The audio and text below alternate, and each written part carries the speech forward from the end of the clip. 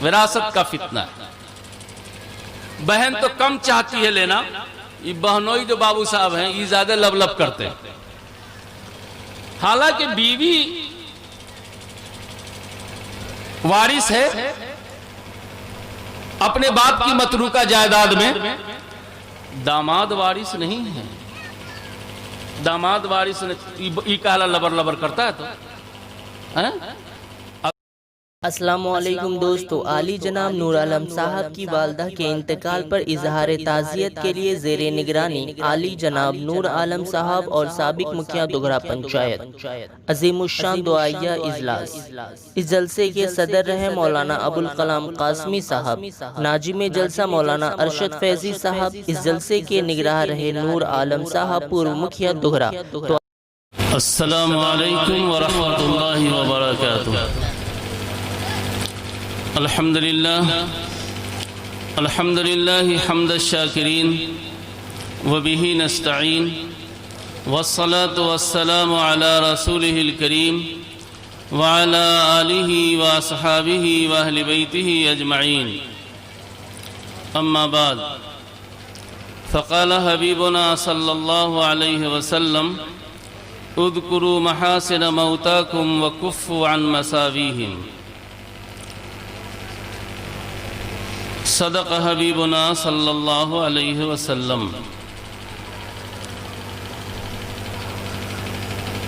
कदीम सालेह और जदीद नाफ़े की हामिल शख्सियत सदर आली क़द्र हज़रत मौलाना अबुल कलाम कासमी शमसी साहब दामद बरकातहुम,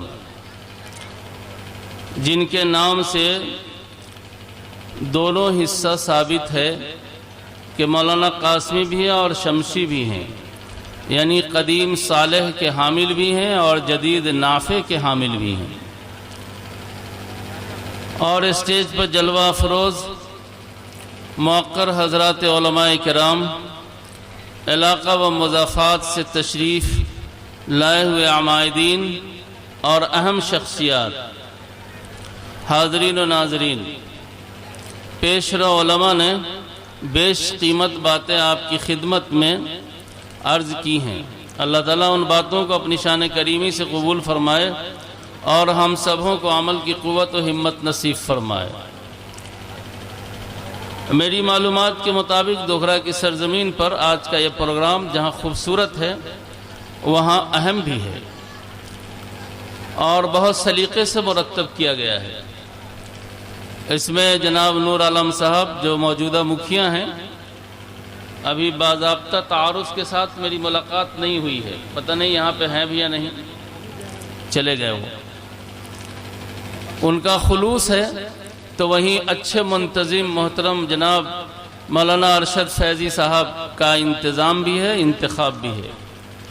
और आज की इस इजलास में अहम और कीमती अरबाब शेर व सुखन भी तशरीफ़ लाए हैं, उन हज़रात को भी सुनना है। मुझे जो वक्त दिया गया है इंशाअल्लाह उसके दायरे में अपनी बात पूरी करने की कोशिश करूँगा। अल्लाह मेरी मदद फरमाए। इजलास की मुनासबत से मुझे चंद बातें अर्ज़ करनी है। सबसे पहली बात यह है कि जिस मरहूमा माँ की याद में या उनके इसाले सवाब के लिए दीन की मजलिस मुनक़िद किया गया है, याद रखिए कि माँ की शफ़क़त पैगंबर की शफ़क़त के करीब है। माँ की शफ़क़त पैगंबर की शफ़क़त के करीब है। जिस तरीक़े से पैगंबर के ज़रिए से एक मिल्लत वजूद में आती है, उम्मत वजूद में आती है, उसी तरीक़े से माँ के ज़रिए से भी एक ख़ानदान बल्कि मुस्तक़बिल वजूद में आता है। अल्लामा इक़बाल ने यह बात बड़ी क़ुव्वत के साथ कही है कि माँ की शफ़क़त पैगंबर के शफ़क़त के करीब है। माँ माँ होती है। माँ की अहमियत और अज़मत का अंदाज़ा जहाँ अहादीस और कुरान करीम से आप लगा सकते हैं, वहीं आप इस वाक़े से भी लगा सकते हैं कि हज़रत उवैस क़रनी रहमतुल्लाह अलैह नव्वरल्लाहु मरक़दहु माँ की खिदमत के खातिर पैगंबर ने इजाज़त नहीं दी कि तुम उनको छोड़कर मेरे पास आओ। हालांकि आका मदनी सल्लल्लाहु अलैहि वसल्लम से अगर मुलाकात हो जाती तो वो सहाबी हो जाते, लेकिन बीमार थी और खिदमत पर फर्जंद दिलबंद मामूर थे। आका मदनी ने फरमाया कि मेरी मुलाकात पर माँ की खिदमत को तरजीह दो, मेरी मुलाकात पर माँ की खिदमत को तरजीह दो। लोगों, मुझे साफ साफ कहने दीजिए, आज आपको मुस्तजाबु दावत की तलाश है।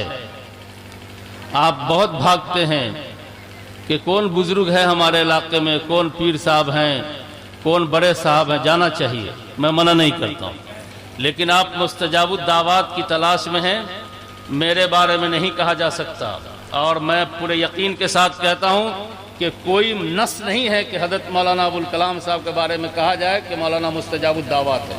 हुस्न ज़न मेरा है, लेकिन कोई नस नहीं है। ये जो अकाबरीन बैठे हैं, ये हीरा मोती सब जो बैठे हुए हैं, इनके बारे में भी नहीं कहा जा सकता कि मुस्तजाबु दावत हैं।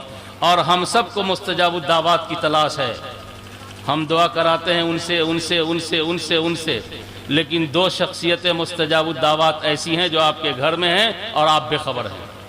आका मदनी जनाब नबी करीम सल्लल्लाहु अलैहि वसल्लम ने इरशाद फरमाया कि वालिदैन अगर अपने फर्जंद दिलबंद के लिए दुआ कर दें तो वो हाथ चेहरे पर आने भी नहीं पाता है कि वो दुआ कबूल हो जाती है, रद्द नहीं होती है। तो माँ और बाप घर में मुस्तजाबु दावत शख्सियत है। आपको कारखाने के लिए, बिजनेस के लिए, कारोबार के लिए, इलेक्शन में जीतने के लिए बहुत सारी हस्तियां याद रहेंगी, लेकिन पता नहीं माँ याद रहेंगी या नहीं, अब्बा याद रहेंगे या नहीं।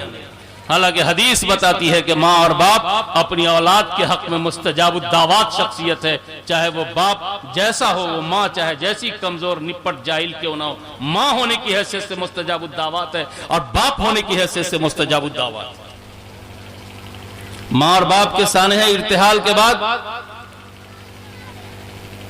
और उससे पहले भी। जब ये दोनों बूढ़े हो जाते हैं तो बच्चों में माँ और बाप की तकसीम होती है।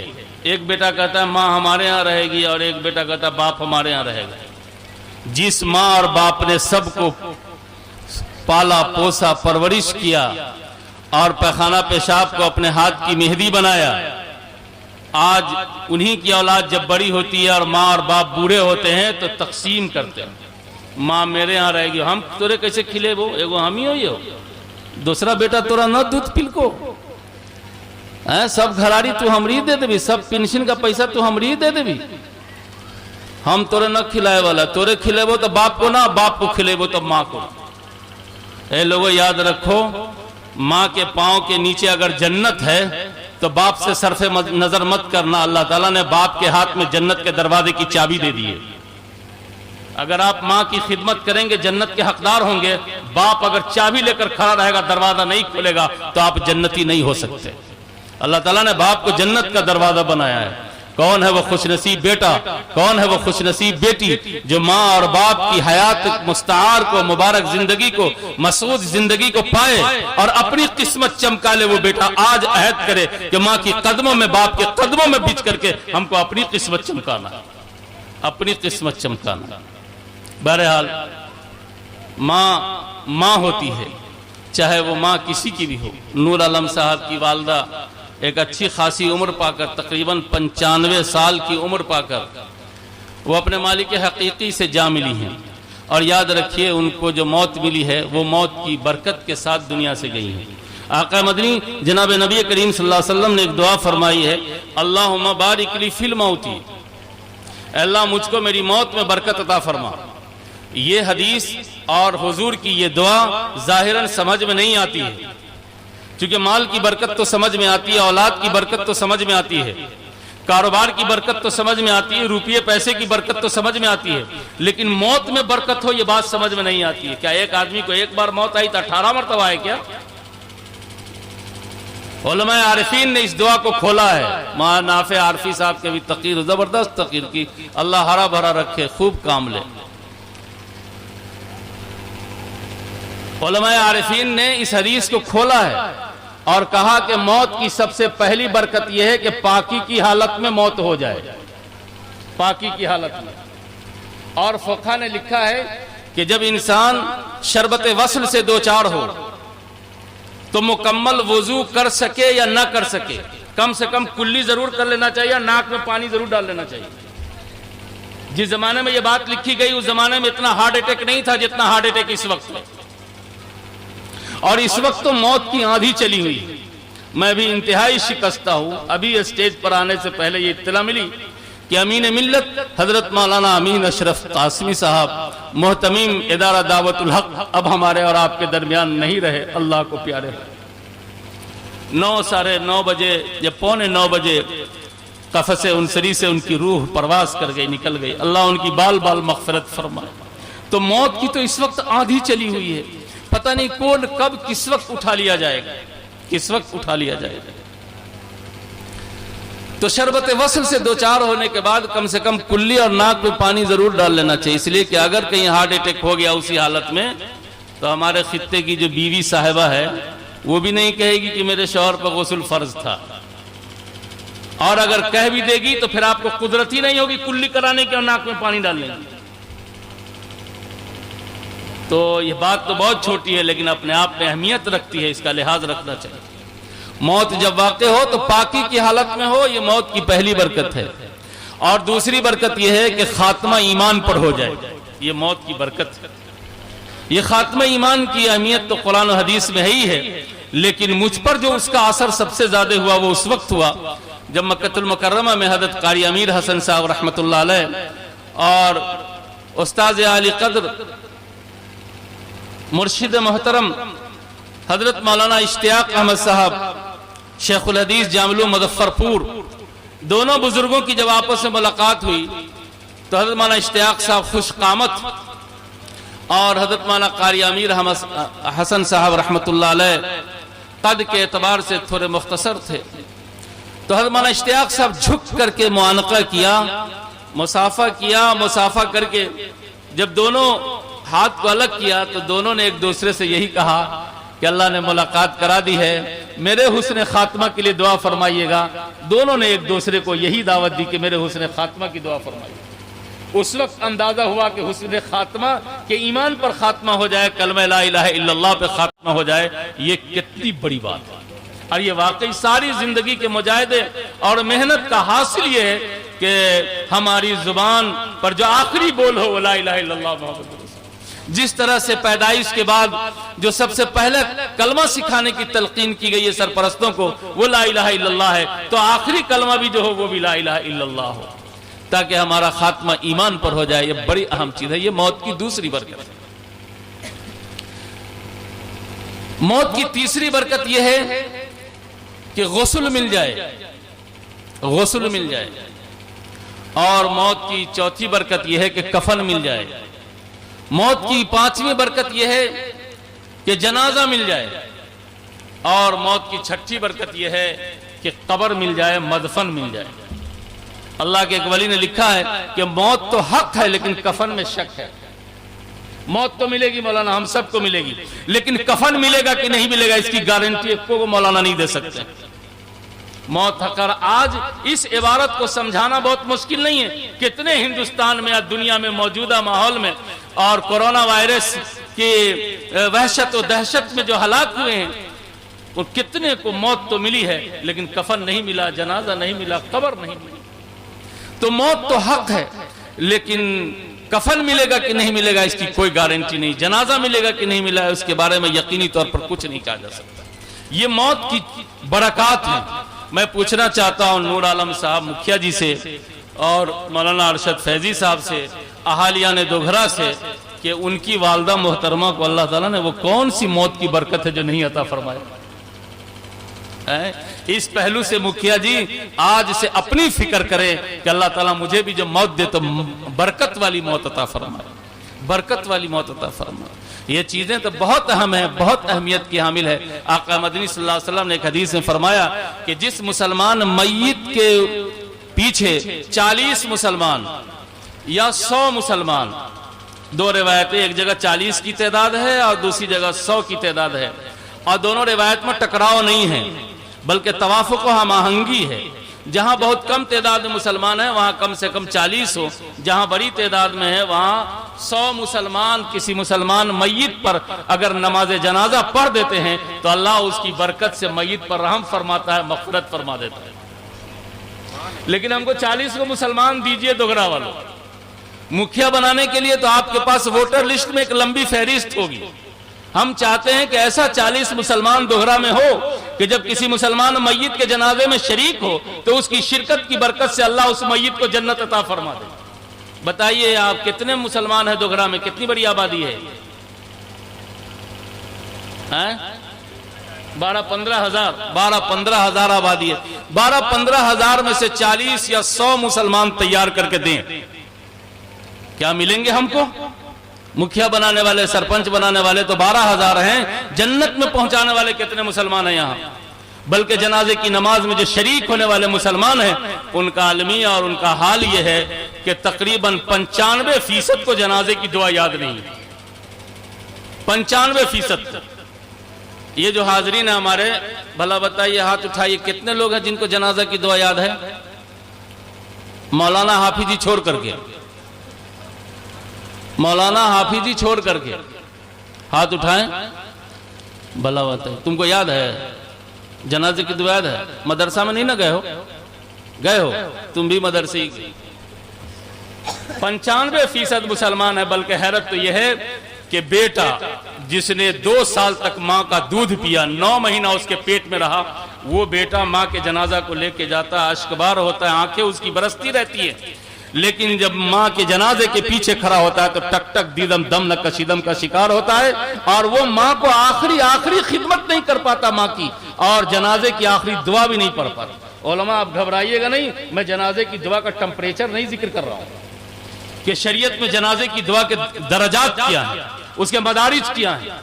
मैं मदारिज नहीं बताने जा रहा हूँ, मैं ये बताने जा रहा हूं कि जो कौम, जो उम्मत, जो समाज हमारा मदरसों से, मकतब से परेशान हो रहा है कि मकतब बहुत हो गया, मदरसा बहुत हो गया, और मैं तो आपकी जिहालत से परेशान, मैं तो जिहालत से परेशान। अब भला बताइए, जो 1450 साल पुरानी उम्मत हो गई है, उस उम्मत का हाल यह है कि 95% को जनाजा पढ़ने नहीं आता। उस उम्मत का हाल यह है कि 95% को ईद और बकरीद की नमाज नहीं पढ़ने आती। इल्मी बहस मुबासा के लिए अल्लाह ने दोगरा में मौलाना अबुल कलाम साहब को पैदा कर दिया। तो बड़े बड़े सेमिनारों में हिस्सा लेते हैं, मुल्क से बैरून मुल्क तक लेते हैं। इनकी शख्सियात को हमने तो खुद इनकी जात से कम जाना है, लेकिन इनकी किताबों से और इनके ऊपर जो कुछ लिखा गया है उससे मैंने बहुत ज्यादा जाना। अभी भी मौलाना का इल्म जिंदा है। अब भला बताइए कि 75% से ज्यादा मुसलमानों को ईद और बकरीद की नमाज नहीं पढ़ने आती। अगर पढ़ने आती तो तकबीर जवायद में दाएं तरफ, बाएं तरफ, उत्तर दक्षिण नहीं झांका मारा जाता। उत्तर दक्षिण झांकी मारते हैं, ये उत्तर दक्षिण झांकी मारते हैं और एरी पर खड़े होकर ऐसे देखते हैं कि इमाम साहब हाथ उठाएं कि सीधे चले गए। ये क्यों उठ बैठ करते हैं उसमें? उसकी वजह यह है कि 75% को ईद बकरीद की नमाज नहीं पढ़े। सुरमा टेढ़ा करके लगाने आता है, कुर्ता क्रीच वाला पहनने आता, अल्लाह मुबारक करे। कीमती से कीमती कपड़ा 2 महीना पहले टेलर को देने आता, अल्लाह मुबारक करे। लेकिन आप जिस 2 रकत के लिए आप ये खर्चा कर रहे हैं, वो 2 रकत आपको पढ़ने नहीं आई। क्या ये हमारे लिए अफसोस की बात नहीं है? क्या ये सदमे की बात नहीं है? सूरत हाल यह है कि इस वक्त हिंदुस्तान में जो मुसलमान हैं वो उनका बड़ा तबका काम चलाओ मुसलमान है, काम चलाओ। जो कौम दुनिया की तकदीर बदलने के लिए बर्पा की गई थी, उस कौम का नस्बुलैन हो जाएगा कि मैं काम चलाऊं, तो याद रखिए पूरी जिंदगी दूसरे के बैसाखी का मोहताज रहना पड़ेगा। पूरी जिंदगी पढ़ाई का मामला आया, अरे थोड़ा सा पढ़ लो, कंपाउंडिंग कर लोगे तो डॉक्टर हो जाओगे, काम चलाओ हो जाओगे। अरे और दूसरे हुनर का मामला आया, अरे पैथोलॉजी कर लो और वहां कहीं सुई भोंकने आ जाएगा या ब्लड टेस्ट करने आ जाएगा। ये काम चलाओ मत बन। थोड़ा सा पढ़ लो, हिसाब बारी आ जाएगा तो कारखाना कर लोगे, अच्छा कमाओगे, मुली साहब बन जाओगे, मास्टर बन जाओगे, कुंची करने आएगा। तो काम चलाओ जब ये इसका मिजाज हो जाएगा जिस कौम का, वो कौम हमेशा काम चलाओ ही रहेगी, वो अपने समाज की तकदीर नहीं बदल सकती। बस ऐ लोगों, ऐ दोहरा के मुसलमानों भाइयों, मौत की आंधी में जो हमारे अकाबिरीन उठ गए हैं, अब आपको फिक्र की, कुव्वत की, ताकत की और अहम बातें कहने के लिए हमारी समाज तरसेंगी। जो वक्त बचा है, जो ये शख्सियात जिंदा है, इनकी सुन करके मान लो, अब भी वक्त गया नहीं है। देर हो चुकी है पर वक्त बाकी है, देर हो चुकी है पर वक्त बाकी है, अब भी वक्त गया नहीं। हम इस मुल्क में बिलाशुबा दूसरों के मुकाबले में कम तादाद में हैं, लेकिन जितनी बड़ी तादाद में है, हिंदुस्तान की तारीख में इतनी बड़ी तादाद हमारी कभी नहीं रही है, कभी नहीं रही है। हम अकलियत में हम ही नहीं हैं, बल्कि हमसे ज्यादा अकलियत में दूसरी कौमें इस मुल्क में हैं। ईसाई लोग हैं, लेकिन यहाँ की अक्सरियत के मोहताज नहीं हैं। मेडिकल में खुद कफील हैं, तालीम के शोबे में खुद कफील हैं, तिजारत के शोबे में खुद कफील हैं।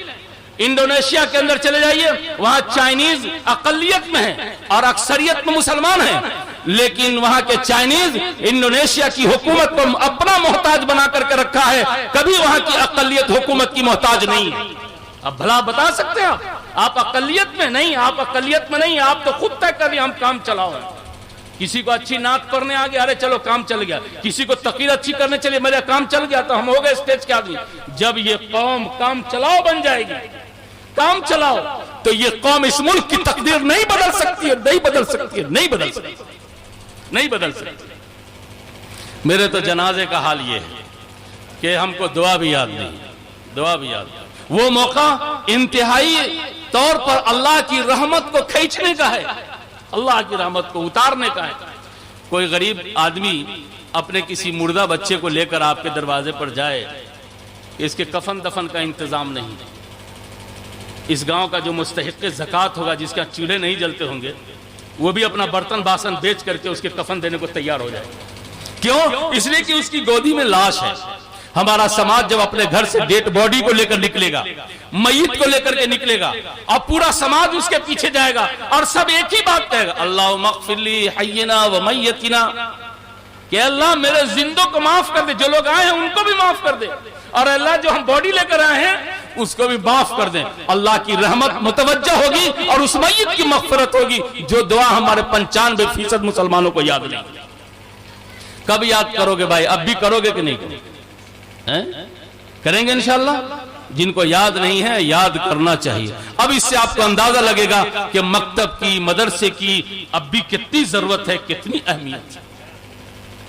तो मौत की ये बरकत हैं, और ये बरकतें अल्लाह ताला ने मुखिया जी की वालदा को अता फरमाया, और वो मौत की रहमत व बरकतों के साथ दागे मफारकत दी हैं। वो हमसे पहले गई हैं और हम सब बाद में जाने वाले हैं।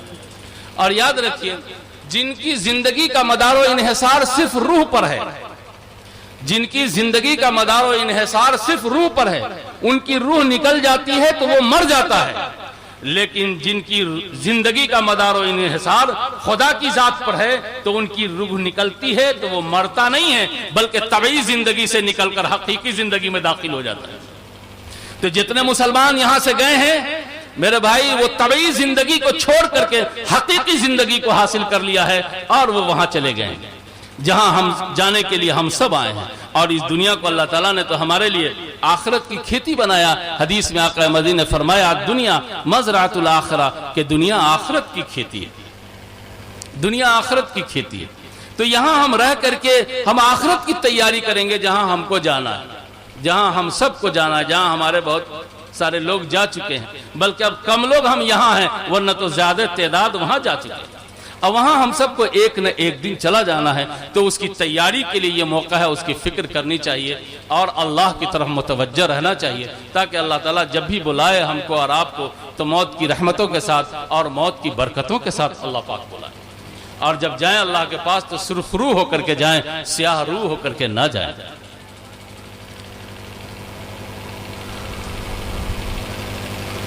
दूसरी बात जो मुझे अर्ज करनी है, वो ये अर्ज करनी है कि हजरत नबी करीम सल्लल्लाहु अलैहि वसल्लम ने जनाजे की दुआ में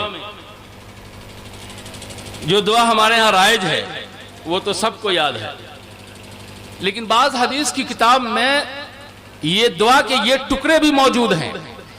अल्लाहुम्मा ला तफ्तिन नबादा वला तहरिम अजरा, अल्लाहुम्मा ला तफ्तिन नबादा वला तहरिम अजरा, कि अल्लाह ये जो हमारे घर के बड़े रुखसत हो गए, चले गए हैं, इनके जाने के बाद हमारे घर को, हमारे भाइयों को, हमारी बहनों को, हमारे बहनोई को, हमारे पूरे फैमिली को अल्लाह किसी फितने में मुब्तला न कीजिएगा। इसलिए कि बड़े के जाने के बाद मामला बहुत कुछ थमा रहता है, लेकिन जब बड़े चले जाते हैं तो घर अचानक फितने में मुब्तला होता है। अब वो किस फितने में मुब्तला होता है? फितने तो बहुत सारे हैं, लेकिन उसमें से एक अहम फितना है विरासत का। विरासत का फितना है। बहन तो कम चाहती है लेना, ये बहनोई जो बाबू साहब हैं ये ज्यादा लबलब करते हैं। हालांकि बीवी वारिस है अपने बाप की मतरूका जायदाद में, दामाद वारिस नहीं है। दामाद वारिस ई कहला लबर लबर करता है तो है? अगर दोहरा में चौक पर जमीन है तो देखिए कोई दामाद होंगे कहीं ऐसे तो उनको बुरा लगेगा। उनकी अहलिया मुतालबा करेगी और उनकी अहलिया, अपनी अहलिया का ताउन वो कर सकते हैं, लेकिन वो प्रेशर बनाए, फोर्स करे नहीं। तुमको दोहरा चौक पर की जायदाद में हिस्सा लेना है, उनको होश का नाखून लेना चाहिए। दरभंगा में जायदाद है, मुजफ्फरपुर में जायदाद है, दिल्ली में जायदाद है, तो अभी दमदवा जो है दमदवा ये लाठी पहना डंडा लेकर के बीवी पर बरस रहा है, नहीं हिस्सा लेकर आओ। अरे ये उसका हक है, वो हक लेगी नहीं लेगी ये उसका इख्तियार है, आपको फोर्स करने का हक नहीं है। मैं बड़ी शख्सियत की अदालत में ये बात कह रहा हूं। मेरे यहां एक बड़े साहब हैं, 4-5 साल तक बहुत फोर्स किया, बड़ी शख्सियत में शुमार है उनका। एक दिन आए मेरे पास, हमने कहा ये बताइए कि आपके समधी साहब जो दुनिया से रुखसत हो गए, उनकी मतरूका जायदाद में आपका हिस्सा है या आपकी बहू का? कहा मेरी बहू का। हम कहा आप काहे को लब कर रहे थे? तब आप कहा इतना परेशान है, पसीना गिरा रहे हैं।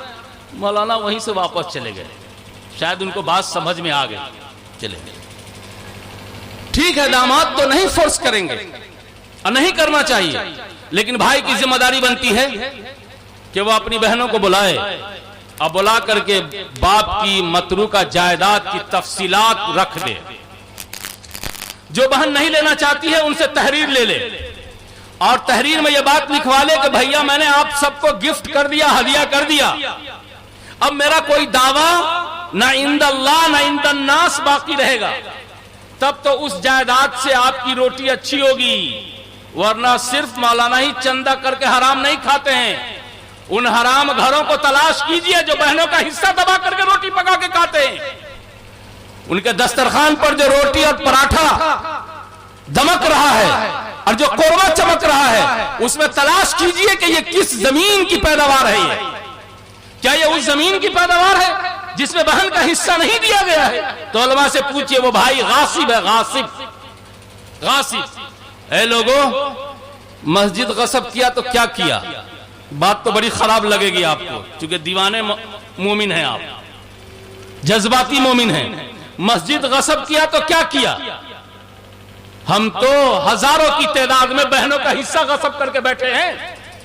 और जो कौम अपने घर में इंसाफ कायम नहीं करती है, जो समाज अपने घर में आदल कायम नहीं करता है, याद रख लीजिए उस समाज को, उस कौम को मुल्क में लोअर कोर्ट से लेकर के हाई कोर्ट तक इंसाफ मिलने वाला नहीं है। आज जो हम इंसाफ की कशकोल लेकर के दर बदर फिर रहे हैं और इंसाफ नहीं मिलता है, बुनियादी वजह यह है कि जहां हमारा इख्तियार है वहीं हम गासिब बने, आदिल नहीं। आज के मैं इस इजलास से यह पैगाम देना चाहता हूं कि हुजूर ने यह दुआ फरमाई, अल्लाहुम्मा ला तफ्तिन नबादा, कि बड़े मरहूम के जाने के बाद हमारे घराने को किसी फितने में मुब्तला न कीजिएगा। फितने तो बहुत सारे, उसमें से अहम फितना विरासत की तकसीम का। जिम्मेदारी के साथ जिस तरह भाइयों को हिस्सा देते हैं, बहनों को हिस्सा देना चाहिए। अगर वो नहीं लेती है तो उनसे लिखवा लेना चाहिए कि आप हदिया कीजिए, आप गिफ्ट कीजिए, आप लिखिए कि इंदल्लाह इंदन्नास, मैं बरी हूं, तो इंशाअल्लाह आपके लिए फिर कोई मसला नहीं है। वो पाकीज़ा चीज है, हलाल चीज। नहीं देते हैं। ला तफ्तिन नबादा, अल्लाह हमको फितने में मुब्तला न कीजिएगा।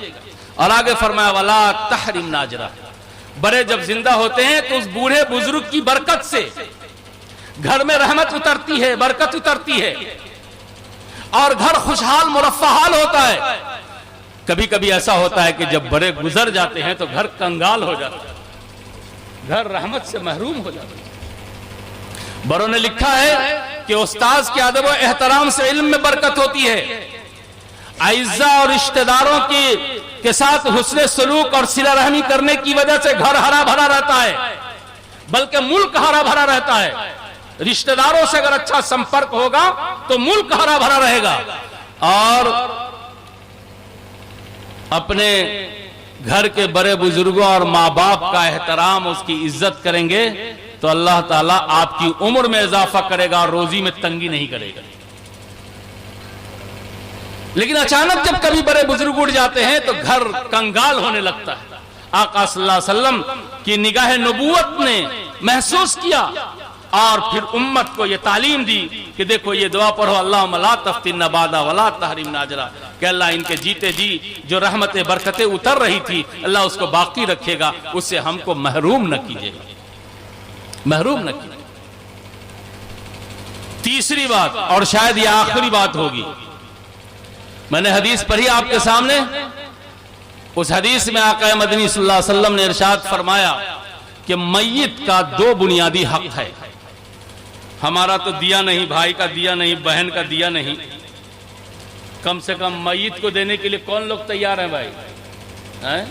मय्यत को दीजिए, मय्यत का हक भी दीजिए, उनको इसाले सवाब भी कीजिए। इसाले सवाब में करने वाले का घटता नहीं है।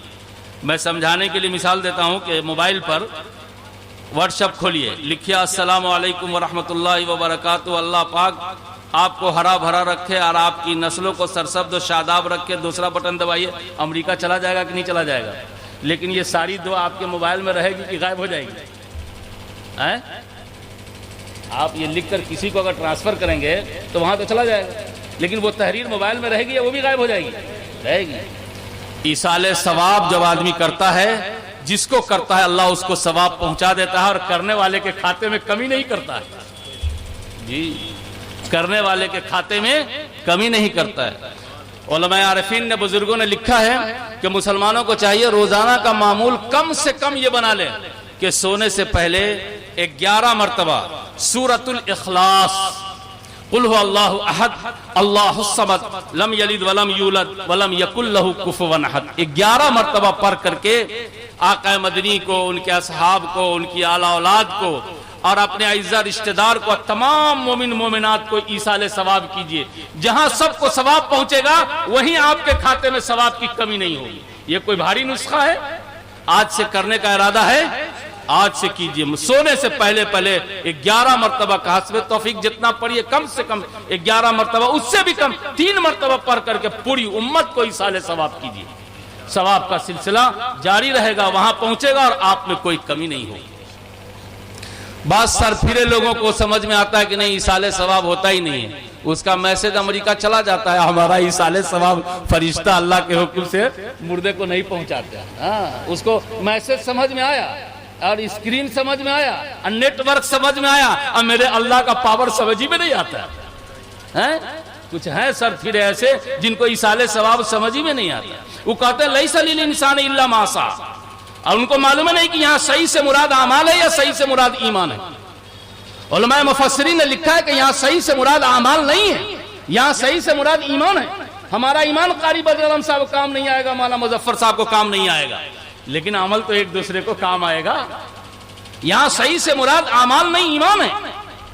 अज़ाहिरी में सही को अमाल के माना में लेकर के, और बहुत सारे लोग कहा ये सब बेकार है, ये सब बेकार, ये सब बेकार है। तो ये ईसाले सवाब करना चाहिए। तो बहरहाल मय्यत का 2 बड़ा हक है, इसके लिए हम सबको तैयार रहना चाहिए दे देने के लिए। पहला हक, हदीस में आका ने फरमाया उज़कुरू महासिन मौताकुम, तुम अपने तमाम मरहुमीन को उनकी खूबियों से याद करो, उनकी अच्छाइयों से याद करो। याद रखो लोगों, याद रखो लोगों, हम भी और औरतें सब भी, औरत सब तो इतनी सियासतदां है कि आप लोग भी उतने भारी नेता नहीं है जितनी भारी नेता औरत सब है। उसकी नेतागिरी बतावे, वो चूल के यहाँ पर 4 गो बैठी रहेगी आ कहेगी हो अल्लाह का मुंह ढांपा है बहिस्ती को जन्नत देबू मगर रहले रहा बड़ी खचरी। देखिए ये नेतागिरी है कि नहीं, ये नेतागिरी है कि नहीं? क्या अंदाज है मां मुजफ्फर साहब, अपने सबको भी नहीं। बहिस्ती का मुंह ढका है हमरा खुला है अल्लाह को जन्नत दो मगर का करूँ बड़ी गली हंडी रले।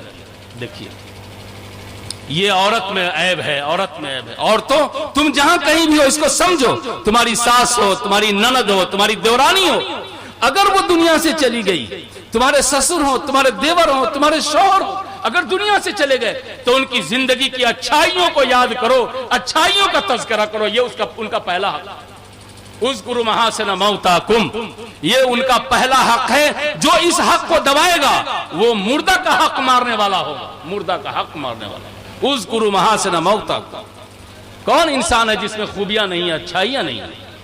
उनकी अच्छाइयों को याद करना चाहिए मरने के बाद। जो लोग मरने के बाद मरहुमीन की कब्र खोदते हैं और उनकी जिंदगी के बखिया उधारते हैं वो बड़े बदनसीब लोग हैं। यह ऐसी गीबत, यह ऐसी चुगली है जिस पर माफी की कुदरत नहीं, माफी की कुदरत नहीं है, माफी आप नहीं मांग सकते। इसलिए मरहुमीन की चुगली चपाती बुराइयों का तस्करा करना सही नहीं। और ये क्यों? इसलिए कि वो मरहूम है, मुर्दा है, वो अपने मामलात की सफाई के लिए आपके पास मौजूद नहीं। अगर वो मौजूद होते और आप कहते तो वो सफाई देते, लेकिन चूंकि वो मर चुके वो सफाई नहीं दे सकते हैं, इसलिए संगीन जुर्म है। तो मरने वालों की खूबियों का जिक्र किया जाए और उनके नकाइस को, उनकी कमजोरियों का तस्करा ना किया जाए। वकुफ़ अन मसावी, और अगर उनमें कोई कमी कोताही थी, कमी कोताही थी तो अपनी जुबान बंद रखिए, खबरदार, खबरदार बंद रखिए। और आप सबको नहीं कहूंगा ए मोहम्मद अनवारुल्लाह तुम अपनी जुबान बंद रखो, तुम अपनी दस्तार में और तुम अपने जुब्बे में, नहीं मालूम किस तरह बंद कमरे में तुम क्या कर जाते हो। अल्लाह तुमको समझ अता फरमाए। अनवारुल्लाह अगर तू समझ गया तो इंशाअल्लाह उसके असरात अमली तौर पर और गैर महसूस तरीके पर मुंतकिल होंगे। चूंकि ये ऐब खुद हमारे जुब्बा में कम नहीं, हमारे जुब्बे में कम नहीं। अल्लाह मुझे भी हिदायत कामिल अता फरमाए। वकुफ़ अन मसावीहिम, वकुफ़ अन मसावी। बस मेरे भाइयों, जहां से भी आप गुजरिए, कब्रिस्तान से जब भी गुजरिए तो अपने मरहुमीन को सलाम का तोहफा जरूर दीजिए। क्या फायदा होगा मुर्दा को सलाम करने से? अस्सलामु अलैकुम या अहलल क़ुबूर। उलमाए आरिफीन ने लिखा है कि जब अल्लाह ताला ईमान की गवाही मांगेंगे तो इस जमाने का जो आदमी सब है वो सब पीछे लाइन में चला जाएगा। तो क्या करिए, हमरी दौर का आदमी है, हम क्या जाएं ईमान की गवाही देने के लिए? वहां भी लगता है हसद कुछ काम करेगी, यहाँ तो है।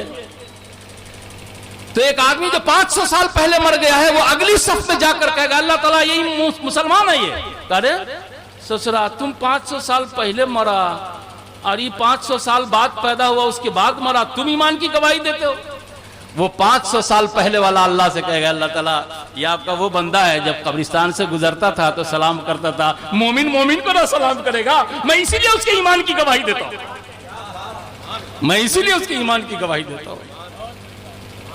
इसलिए लोगों जाओ और जब कब्रिस्तान जाओ तो सलाम करो, अस्सलामु अलैकुम या अहलल क़ुबूर नहनु सलफ़ना बिल असर यग़फ़िरुल्लाहु लना व लकुम। इतना ना याद रहे तो अस्सलामु अलैकुम या अहलल।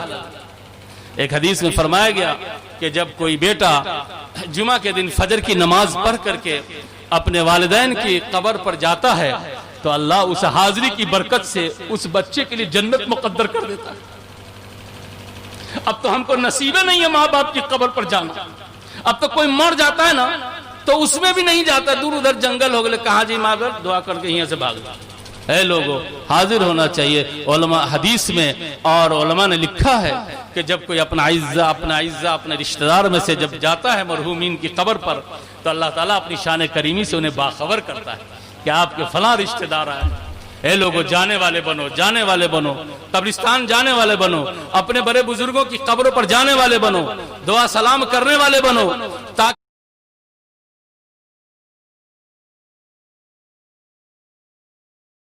खुद अपना घर, अपना ठिकाना, अपनी मंजिल याद रहे। चूंकि हमारा जो वतन है वो दोहरा नहीं है, यहाँ मकान कच्चा हो या पक्का हो, किसी का मकान नहीं है। कोई ये न कहे कि हमारा घर यहाँ आई है, सब ये कहे कि ये डेरा मेरा है, ये डेरा मेरा है, किसी का घर नहीं, ये डेरा मेरा है। 1000 बार पढ़िए ये डेरा मेरा। हजरत हाजी इमदादुल्लाह रहमतुल्लाह अलैह के एक साहब गए मक्का में और कहा कि मैं इंडिया जा रहा हूँ, मुझे कुछ तस्वीर बता दीजिए। तो सुभान अल्लाह बताते, अल्हम्दुलिल्लाह बताते। हजरत ने फरमाया जाओ यही पढ़ना, अल्लाह बस बाकी हवस, अल्लाह बस बाकी हवस, अल्लाह बस बाकी हवस, अल्लाह बस बाकी हवस। अल्लाह ताला इन बातों को अपनी शान करीमी से कबूल फरमाए। मैंने कुछ नहीं कहा। सदर अली कद्र की तवज्जो, ये हमारे बुजुर्ग शख्सियात जो इलाके की जमा है, इनकी मोहब्बत, हमारे जवान नौजवान की नेक ख्वाहिशात, आप सामीन हाजरीन नाजरीन का खुलूस, आप मुंतजिम की तवज्जो और अल्लाह की शान करीमी से मैंने चंद मुतफरिक बातें आपकी खिदमत में पेश की है और इस जज्बे से पेश किया है कि अल्लाह इसको अपनी शान करीमी से कबूल फरमा ले और कबूल फरमा के हम सबको अपनी मर्जियात की जिंदगी नसीब फरमाए। रब्बना तकब्बल मिन्ना इन्नका अंतस समीउल अलीम बिहुर्मति मुहम्मदिन अबू बकरिन व उमर व उस्मान व अली व असहाबी अजमाइन व बिरहमतिका या अरहमर राहिमीन व आखिरु दावाना अल्हम्दुलिल्लाहि रब्बिल आलमीन।